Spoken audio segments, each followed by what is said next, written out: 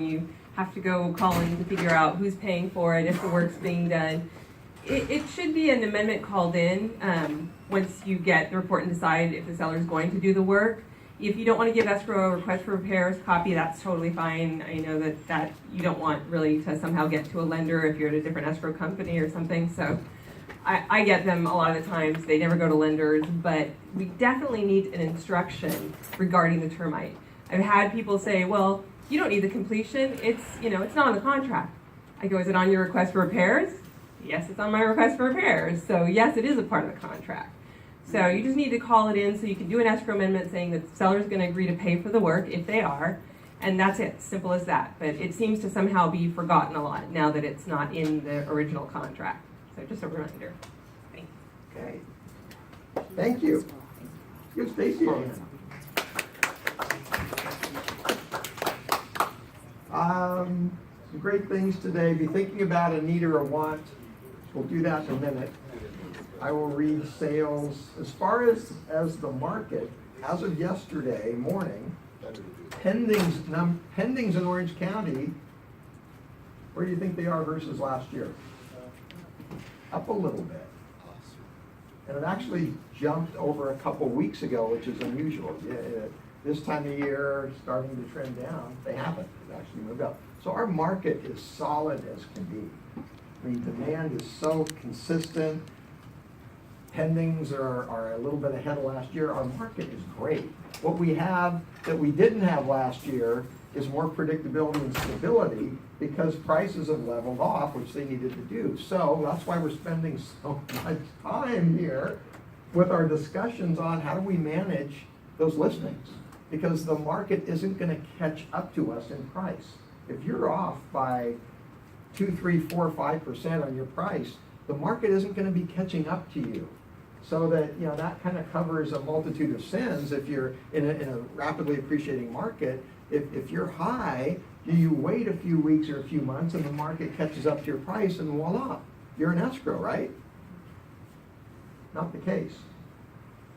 So that's why these skills are going to make all the difference, because so many sellers out there are so frustrated with their agent, and they're saying to everybody, it must be my agent, my house isn't selling. And sometimes it is the agent, but not with you, not with us. And so that's the reason. And if we did not have this adjustment in the market in the last several months, where we've got a leveling off, we would not have a great market to look forward to next year, 2 years, 3 years, 4 years, 5 years. We just wouldn't. It's simple economics. You can't have this for sustained years without what goes up must come down kind of thing. So the market is getting legs under it and stabilizing. It's almost exactly the way we should wish it to be. And then on top of that dynamic, interest rates are lower than anybody thought they would be looking back last year, projecting into this year.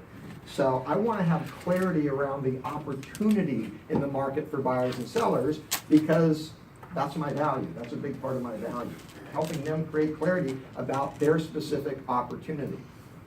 And as we've been talking about, most of the agents out there, with any firm, are not really good at helping the seller know exactly why their home isn't selling. So when you become the expert in being able to show them that, you're a commodity and you're valuable.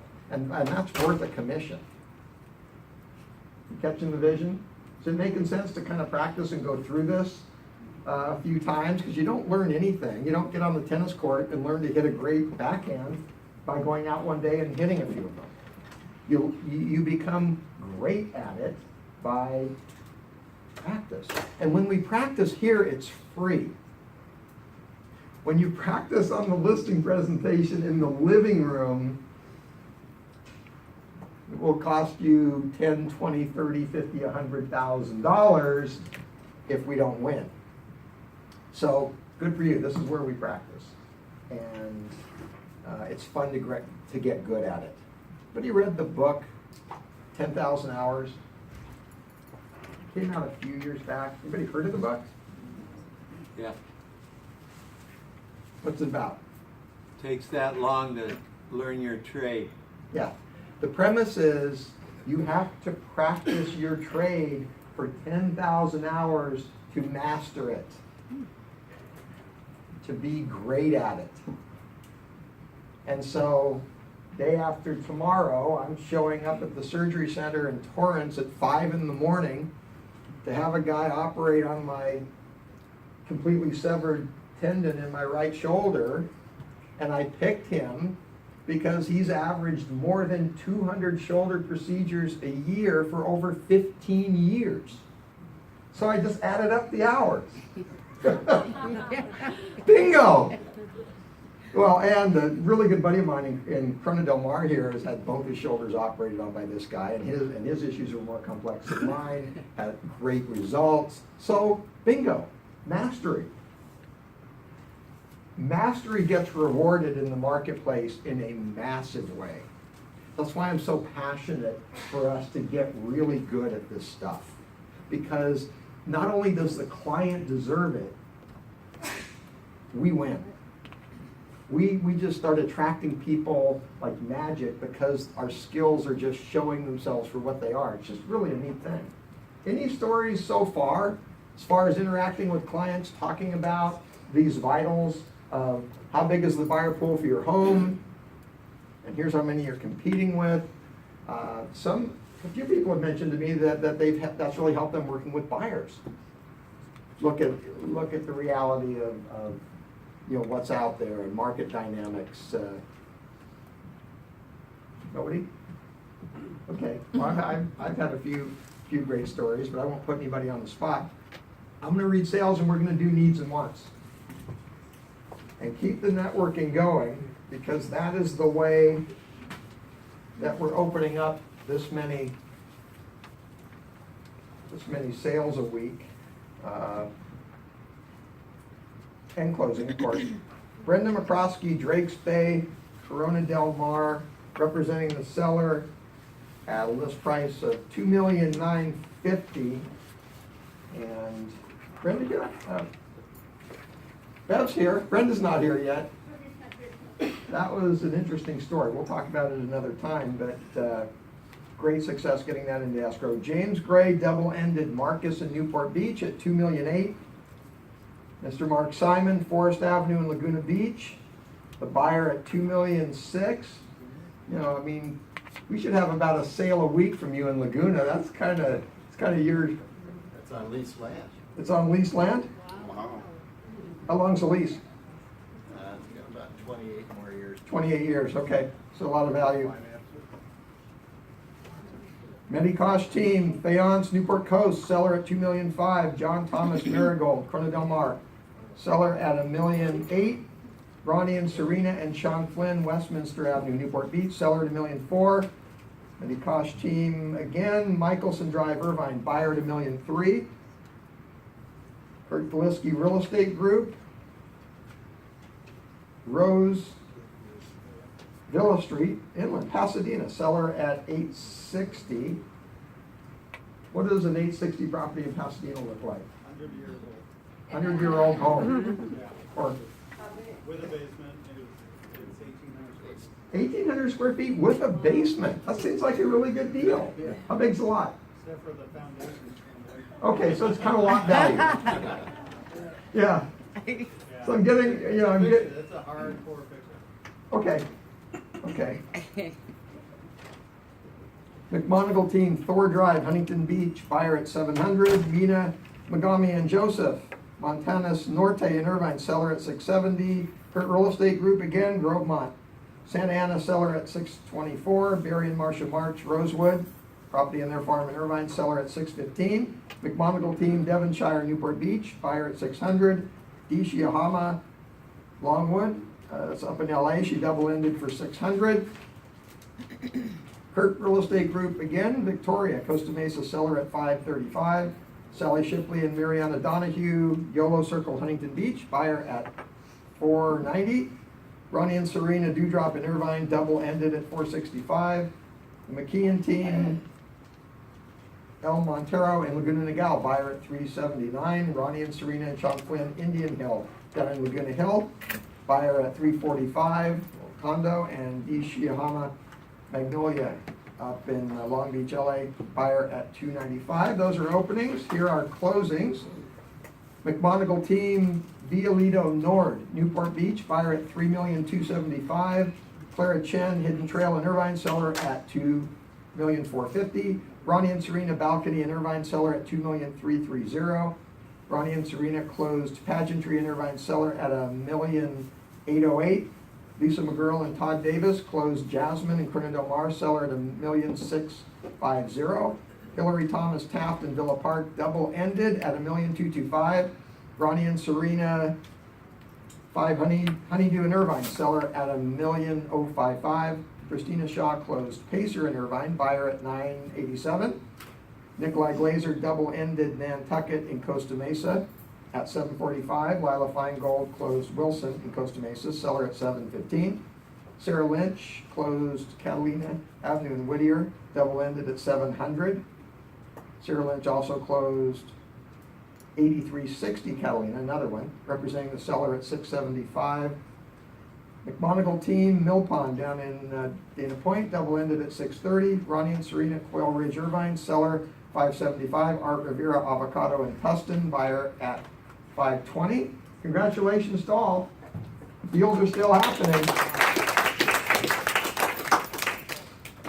And we have a chance to keep growing in an exciting way with these skills that we're developing.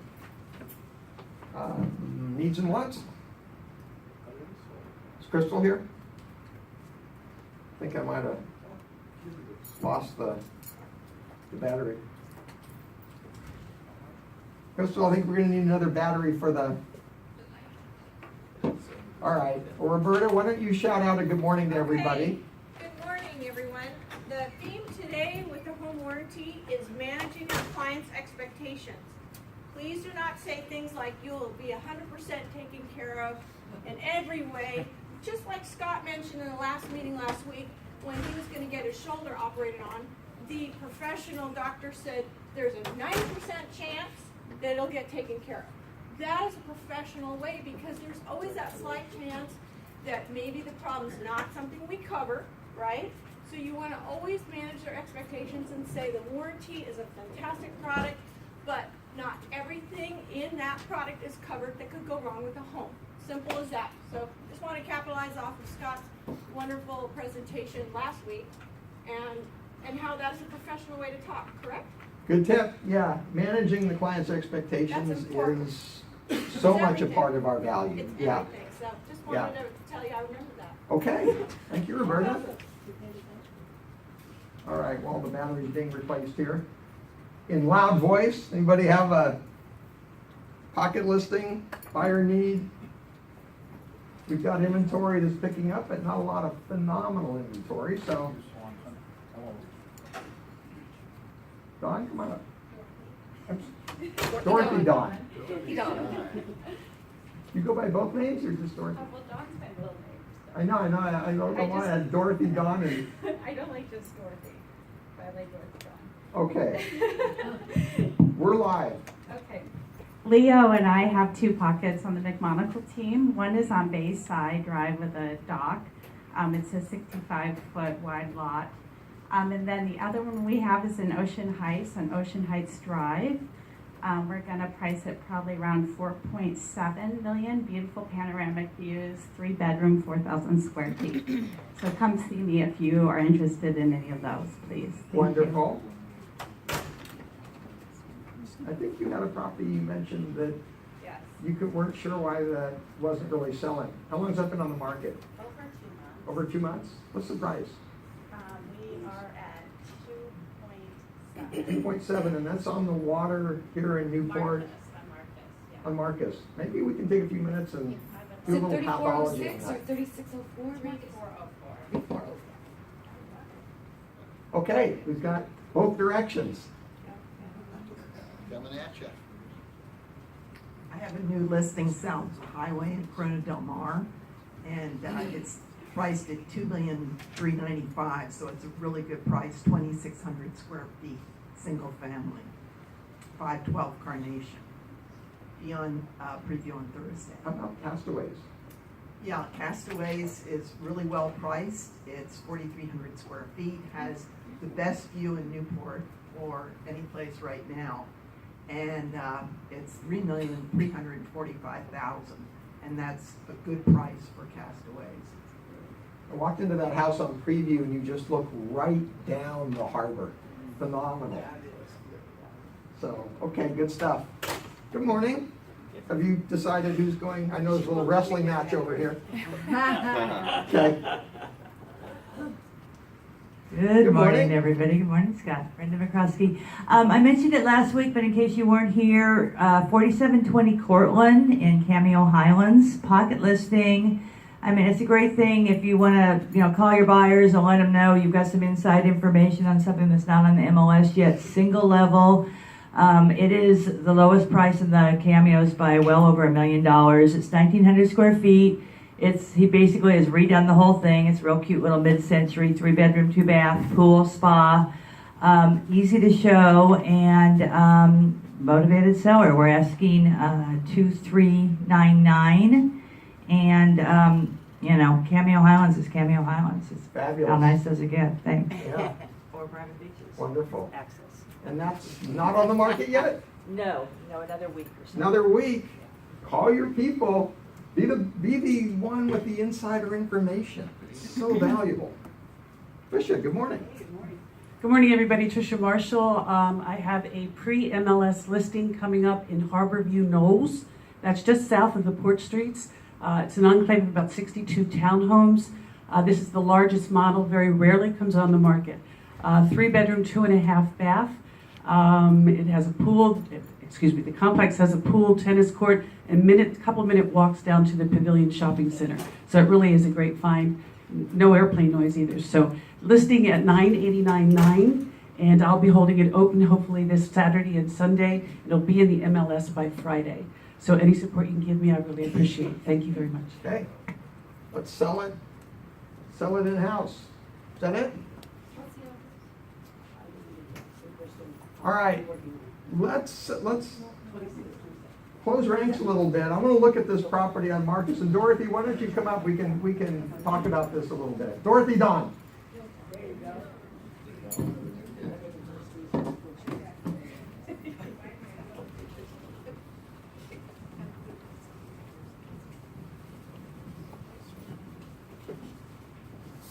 Let's spend a couple minutes and really figure out how this property is competing in the market right now.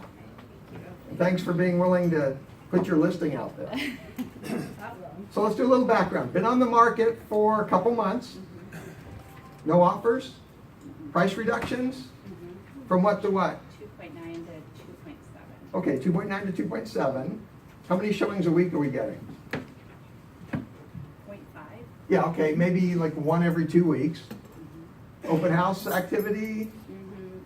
They're frustrated. They don't want us to do open houses anymore. Okay, that's a tough area because you've got the water in back, but there's no place to park. It has some challenges. And it's a very eclectic area. That's a nice way to say it. It's beachy eclectic. So. Where specifically is it? Newport Island. Oh, Newport Island. Newport Island, which is waterfront, but Is there any? not like expansive, main channel waterfront. It's got limitations, and it's very eclectic. And so the draw is you are waterfront. How big a boat can you put in front of that house? 45 foot. 45 feet. I mean, that's something. It's one of 5 lot and a halves But- in that track. How low is the bridge that you have to go under to get to main water? So it's 45 feet and pretty short. No sailboats. Depends on the tide. Yeah, but how high? I mean, can you get It does. Fisher It in there? does. Fly bridge? Probably. Pretty big boats that are back inside there. Okay. If the Gonzalo Coves in there, they got some pretty good sized Okay. Okay. So same thing with Balboa Coves next door. So you've got the novelty of waterfront in Newport Harbor, and you've got some limiting factors too. But the seller, what's the seller thinking about this property? Perfect. I'm a waterfront homeowner in Newport Harbor. Come on, they should be lining up to buy my home, right? And that's why I hired you. Where's my line? Where's all the people? Okay, so price is now 2.7. 7.9. Okay, let's go 2.5 to 3 and see how many closings in Newport Beach are happening 2.5 to 3 million. Crystal, you were so great to just do this on the fly. So we're going to take all of Newport Beach, 2.5 to 3 million closed. Why don't we start with January 1/1/2016 to current? Any guesses? How many are we going to have? 15? 21. Should be more than that. 21? All in Newport Beach, 2.5 closings, 2.5 to 3. 40. Okay? From beginning to year to now? Yeah, 1/1/2016 to 8/16. 16. You have 8/1. How about we go 8/16? Oh, sorry. Here we go. This is all here. This is all of Newport Beach. Two closings, 2.5 to 3 million. Why would you not just take the waterfronts around Newport Island? Come on, expecting answers now. We've been talking about this a few weeks. Because buyers have choices. And somebody bought up in Newport Coast for 2.5 because they got more house, more view, right? I mean, they're comparing because they're looking for the most for the least. That's why you don't just compare the neighborhood. Doesn't tell the seller what's going on. Okay, 49? Who was the closest, 40? 40? Did you say 40? Okay, so 49 divided by 8.5. Oh, look at you! Crystal is just on it. Okay, so we have 5 3/4, 5.76 closings a month in all of Newport Beach, 2.5 to 3. You think that's information that seller ought to know? If you're not showing them that there's 5.76 closings in Newport Beach between 2.5 and 3, all in Newport Beach, what are they assuming? There's an unlimited number of people. There's plenty of buyers. You're just not running enough ads and holding enough open houses. Or fill in the blank, whatever their perception is that we're not managing correctly. Okay, so real quick, 2015. 1/1/2015 to 12/31/2015. How much is that buyer pool number going to change when you compare 2015 to 16? Maybe go up 1. Just very well. He says maybe up 1. I say it's probably not going to change much. Let's see. And why is it not going to change much?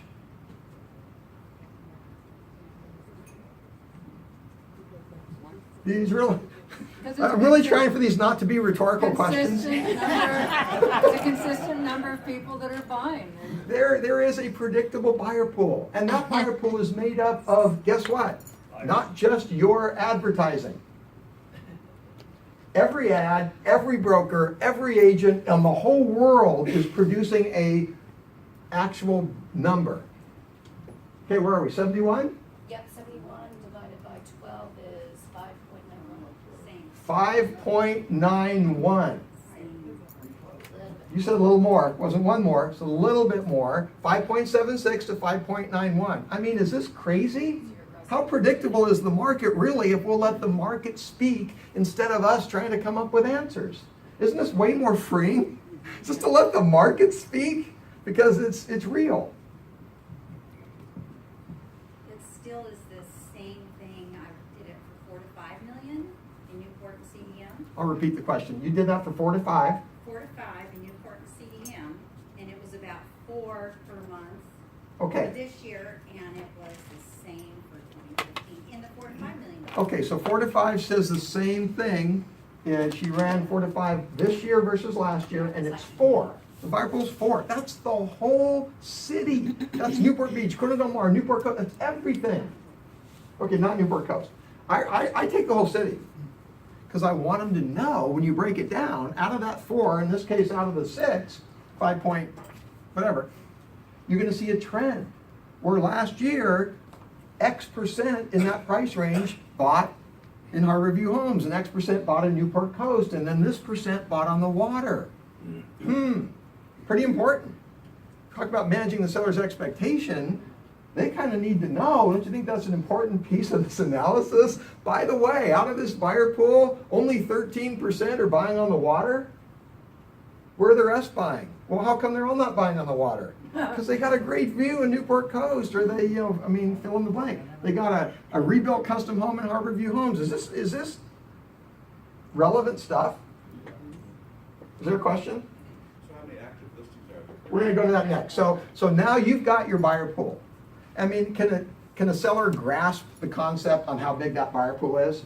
And since you've gone back all of this year and all of last year, they can connect the dots that it's probably pretty predictable next month and the next month, right? So this is huge. Until you've established the buyer pool, nothing's really relevant to them. They don't care how many they're competing with if they feel there's an infinite number of buyers. Okay, actives. And by the way, this whole analysis is taking a few minutes, and you're bringing to them something that they haven't seen or heard from anybody. Because everybody else is saying, let me show you the 5 pretty pictures of your comps. Doesn't mean anything. What do you do when they get terribly depressed? You uncover, the question is, what do you do when they get terribly depressed? What you do is you uncover the real motivation and the real story as to whether there's a need to sell here or not. You get to the truth. If they are real depressed and they're motivated, I have the solution. I can help you. I can guide you. So, actives. 47? Well, actives are today, so there's no time frame with actives. It's just active today. Is that our number? 47 are trying to sell right now in Newport Beach between 2.5 and 3. How many are selling every month? 5.7. Yeah, 5.7, 5.76 this year, 5.91 last year, so under 6, just make it easy. 47 competing for the 6. Now, if I'm a seller, now I'm armed with great information, but now I've got decisions to make. How competitive do I want my home to be? And I have fully done my job at this point. It's not my job to persuade them to have a higher probability than they want to have. It's not my job. It's their house. It's their goal. I'm helping accomplish what they want to accomplish. Not my job to tell them how competitive they should be. My job for them to know with clarity how competitive they are. And based upon understanding that, you can project out a probability of their likelihood to go into escrow in the next 30 days. Boom, I'm done. So, helpful? Now here's what you need to do. Here's your assignment, 'cause we're not going to do it here. You print out a full listing, full detail on all 47. And I'd also print out a full detail on the 5 or 6 that have closed at least this year. So the seller sees this is what people actually got that paid 2.5 to 3. And they're going to be great deals. You go, whoa. But that 47 is now going to cause the seller to say, how competitive should I be out of these 47? It's not my opinion, it's theirs, so I'm going to ask them to put their buyer hat on. Here's your checkbook. We know 6, just say 6, round up. 6 are going to go into escrow next month. You're buying the 6. Which 6 are you going to buy? And by the way, since yours is in the stack, when are you buying your own home back? $1 million question. If it's in the top 6, we got a good probability of going into escrow the next 30 days.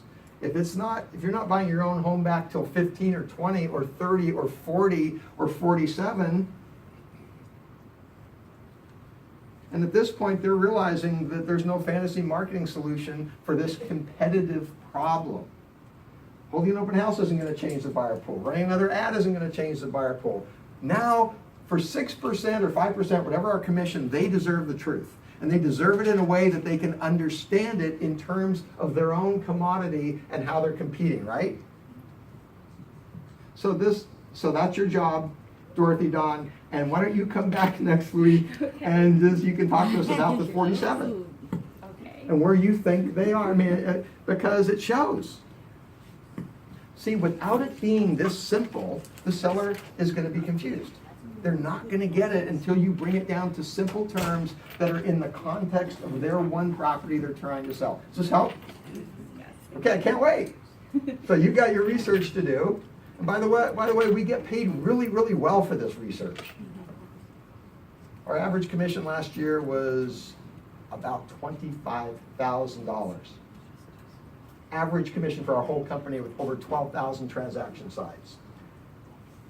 The guru doctor that's gonna operate on my shoulder in 2 days, I don't think he'll get $25,000 for that procedure. Bringing massive expertise to my benefit will not earn what we earned last year. Is that crazy? Is that opportunity? That's a crazy opportunity. And by the way, to do this right for the seller, we're bringing value way beyond that commission. We're helping them sell at the right price because we're armed with knowledge. We're guiding them in the process. We're protecting them. So when we do the job right, we're earning every penny. Yes? Your doctor did 200 transactions. That's a lot at $25,000. He did 200. He does 200,000 shoulder surgeries a year, and of course he's getting paid very well for. Look. But it's up to us to do that number of transactions. Yeah. And so the fact that this guy's making a lot of money shows that when you develop your skills to a high level, the world responds to that. So that's an opportunity for all of us. Okay, thank you, Crystal, that was terrific. Okay, so now, let's shift gears and look at the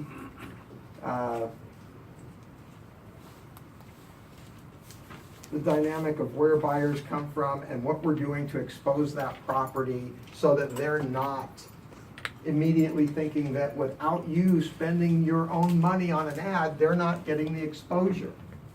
Amber, you want to jump into this?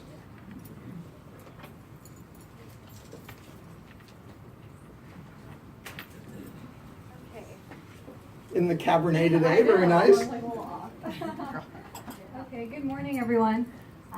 You guys really liked this page from our previous listing presentation, so we created one in the classic theme. And this is from the 2015 NAR Profile of Home Buyers and Sellers. So this is a great piece. We'll email it out, and it shows that most buyers are coming from the internet, what is that, 44%, and then real estate professional, 33%. So this is really great. Agents are using it. Back up a couple feet, we're going to have you on. My own Unfair. Okay, perfect. All right. Okay, I'll stand way back here, so I'm not like right on the screen. Okay, so this is Little really bit to great. the left, no, just kidding.